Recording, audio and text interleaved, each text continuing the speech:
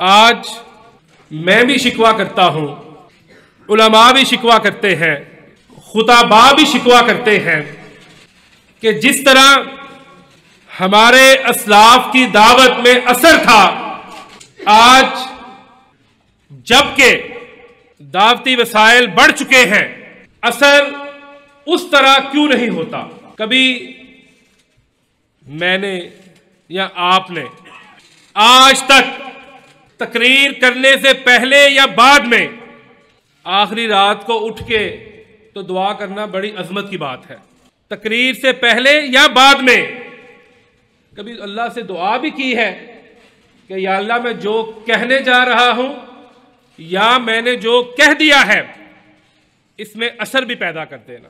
ہمارا بنیادی اس ٹائم جو فوکس ہے وہ صرف سننے پہ اور سنانے پہ ہے۔ داعی اللہ جو اللہ کی دعوت دینے والا ہے وہ ہماری طرح کا نہیں ہوتا۔ ہم تو تقریر کر کے ہٹتے ہیں تو ایک دوسرے سے پوچھنا شروع کر دیتے ہیں، ہاں بھائی ماحول بنیا کہ نہیں بنیا، گل بنی ہے کہ نہیں بنی۔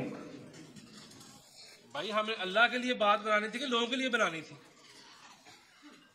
اور جن کے کوئی فالوورز ہیں فیس بک پہ، ٹویٹر پہ، وہ ادھر سے چیک کر لیتے ہیں کہ اس کے کتنے ہزار کتنے لاکھ ہوئے ہیں۔ پچھلے دنوں ایک ہمارے خطیب صاحب بڑا روتے ہیں اپنی تقریروں میں، تو میں ان کی بات سن کے حیران ہوا بڑا۔ کہتے ہیں سلمان صاحب میں تو رونا نہیں چاہتا، سیڑھیاں نے جان نہیں چھاڑ دے۔ کیا مطلب؟